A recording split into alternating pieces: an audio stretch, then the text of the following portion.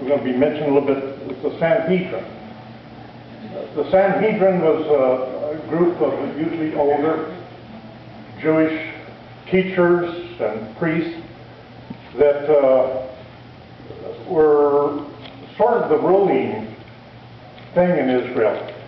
Before the Roman occupation, they were the final authority both in ecclesiastical affairs and also in civil affairs. They had the power to execute somebody. They had the power to excommunicate people. People would, when they saw the Sanhedrin, they would almost tremble because they had so much power. And it sort of reminds me of over in the Far East now, the way some of those groups operate. You know, they have this tremendous power, and the Sanhedrin had that. And here was John, out here in the wilderness. He was preaching some things that made them a little uneasy, the Sanhedrin. They were talking about the need of reforming. They were criticizing the leaders.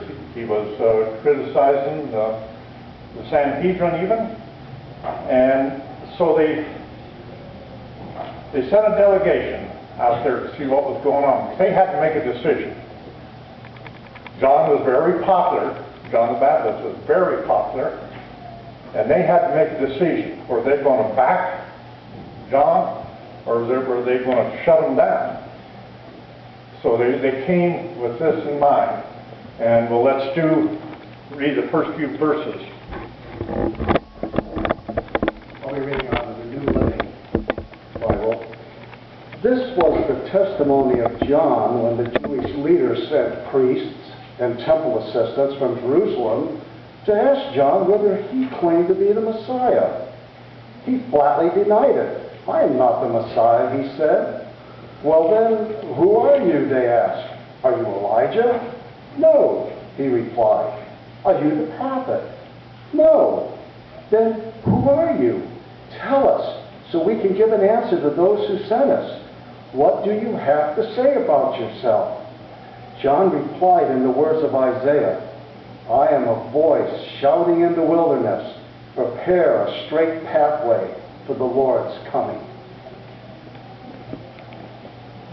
Does it strike you a little strange the way that happened?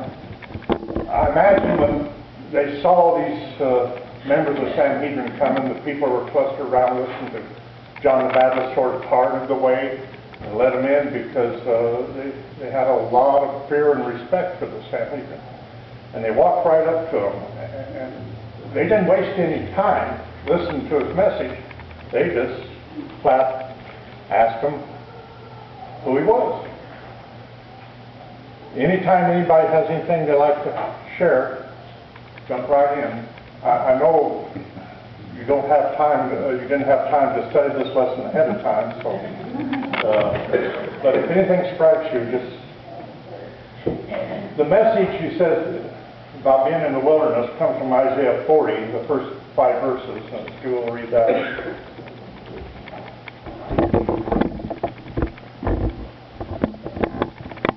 Isaiah 40, 1 through 5. Comfort my people, says your God. Speak tenderly to Jerusalem. Tell her that her sad days are gone and her sins are pardoned. Yes, the Lord has punished her in full for all her sins. Listen, I hear the voice of someone shouting, make a highway for the Lord through the wilderness. Make a straight, smooth road through the desert for our God. Fill the valleys, level the hills, straighten out the curves, smooth off the rough spots. Then the glory of the Lord will be revealed, and all people will see it together. The Lord has spoken. This was basically the message he gave to the people. He quoted Isaiah. Well back there, when the king or royalty would travel around, especially the far areas of the realm, they always sent a construction crew ahead.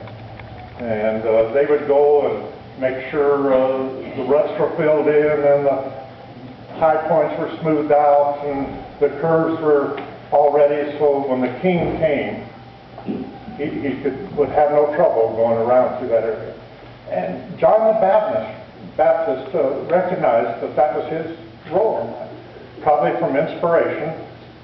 He was inspired to go to Isaiah 40 and read that, and he recognized that his job was to just knock down the rough places. He was there taking care of the hard duty.